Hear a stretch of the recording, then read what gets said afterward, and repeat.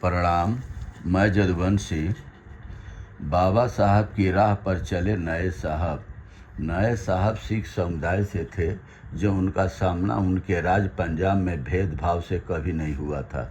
लेकिन दीना भामा की पीड़ा ने उन्हें बहुत तल्खी से यह एहसास करा दिया कि हाँ, समाज में असमानता है, भेदभाव, शोषण और अन्याय है।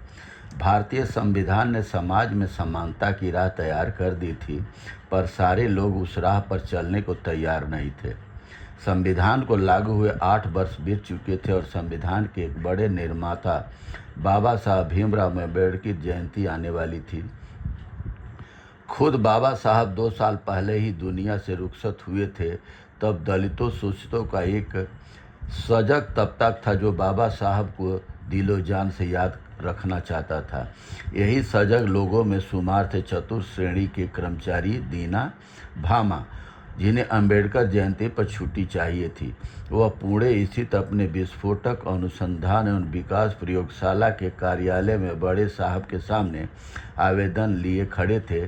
साहब छुट्टी देने को तैयार न थे और दीना अड़े हुए थे कि छुट्टी लेकर रहेंगे। बात इतनी बिगड़ी कि साहब ने दीना भामा पर अनुशासनहीनता का आरोप जड़ा और नौकरी से बर्खास्त कर दिया। दीना भामा की आंखों के सामने अंधेरा छा गया। नौकरी चली गई, अब क्या होगा? आंसू बह चले। अपराध कोई नहीं, पर सजा बेहिसाब। यह बात आग की तरह दफ्तर में फैली तो पंजाब से पधारे एक नए अफसर तक पहुंची। नए साहब की उम्र महज 24 ही थी। वह तत्काल भी दीना भामा के पास पहुंच गए, पूरे मामले का पता किया और जान गए कि चतुर्थ श्रेणी के इस सफाई कर्मी के साथ बहुइंसाफी हुई है।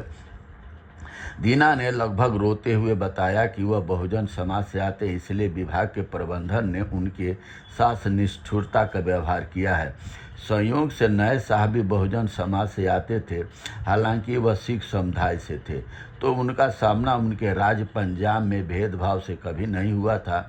वह बहुत मनोयोग से उच्च शिक्षा पूरी करते हुए सरकारी अफसर बहाल हुए थे। लेकिन दीना भामा की पीड़ा ने उन्हें बहुत तल्खी से एहसास करा दिया कि हाँ, समाज में असमानता है, भेदभाव, शोषण और अन्याय है। नए साहब तो बाबा साहब को भी ठीक से नहीं जानते थे।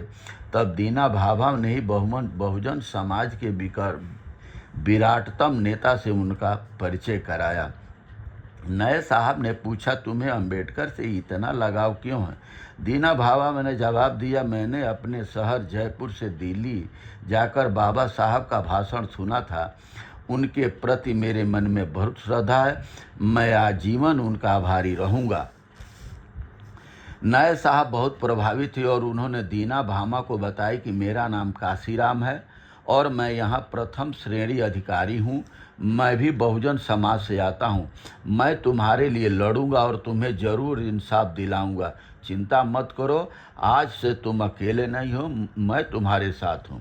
दीना भामा को फिर नौकरी दिलाने के लिए काशीराम जी ने विधिवत संघर्ष शुरू किया, संविधान का सहारा लिया और साथ ही संविधान के रचयिता बाबा साहब की किताब एनिहिलेशन ऑफ कास्ट का भी अध्ययन शुरू किया। काशीराम जाति और जातिगत भेदभाव के उन्मूलन के प्रति सजग हो गए और समझ गए कि बिना संघर्ष गुजारा नहीं है। वह दीना भामा की बहाली के लिए तन मन धन से जब सक्रिय हुए, तब कार्यालय के प्रबंधन को झुकना पड़ा। दीना भामा की नौकरी पर वापसी हुई और पहली बार काशीराम को नई जीत और नए जीवन का आभास हुआ। काशीराम ने बाबा साहब के पूरे जीवन और साहित्य का अध्ययन किया और उनके मन में बहुत समाज के लिए लड़ने की भावना प्रबल होती चली गई। कुछ ही वर्षों में उन्हें एहसास हो गया कि नौकरी में रहते हुए बड़ी लड़ाई मुमकिन नहीं है।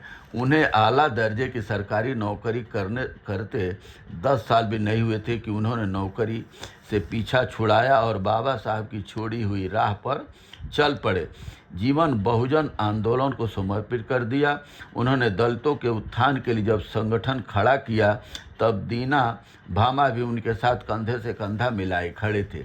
उनका संगठन धीरे धीरे बड़ा होता गया उस नए नए नाम मिलते गए और एक दिन आया जब बहुजन समाज का अपना अलग राजनीतिक दल खड़ा हो गया। काशीराम जी की लोकप्रियता ऐसी थी कि उन्हें देश भर में सभी पहचानने लगे। उन्होंने राजनीतिक रूप से सबसे खास उत्तर प्रदेश को मुख्य कर्म भूमि बनाया और करोड़ों बहुजनों का सत्ता का स्वाद चखाया।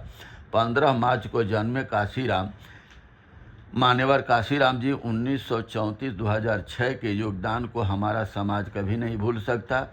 वह बार बार कहते थे, हम तब तक नहीं रुकेंगे जब तक हम व्यवस्था के पीड़ितों को एकजुट नहीं कर लेते हैं और अपने देश में असमानता की भावना को उखाड़ नहीं फेंकते।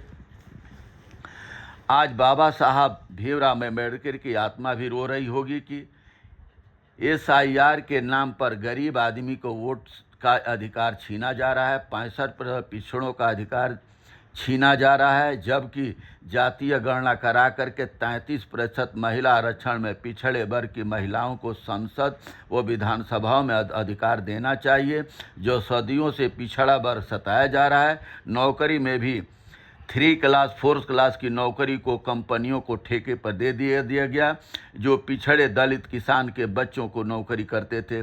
काशीराम जी और नेताजी मुलायम सिंह यादव जी सब जानते थे, तभी तो दोनों ने मिलकर एक साथ मिलकर सरकार बनाई। मगर RSS भाजपा वालों ने पिछड़े व दलित की एकता को मायावती जी को आगे करके इस गठजोड़ को तोड़ दिया, जिसका नतीजा आज मायावती जी सत्ता से बाहर है। आशा की किरण एक PDA की तरह सब दुखी व सताए हुए लोग फिर से एक हो रहे हैं, जिससे उम्मीद जगी है। 65% पिछड़े, 20% दलित अपने हक के लिए एक हो रहे हैं। 2027 की जातीय गणना कराकर 65% पिछड़े वर्ग की महिलाओं को उनका हक सरकार दे, नहीं तो बहुत गलत संदेश जाएगा। बहुत बहुत धन्यवाद। नमस्कार, प्रणाम।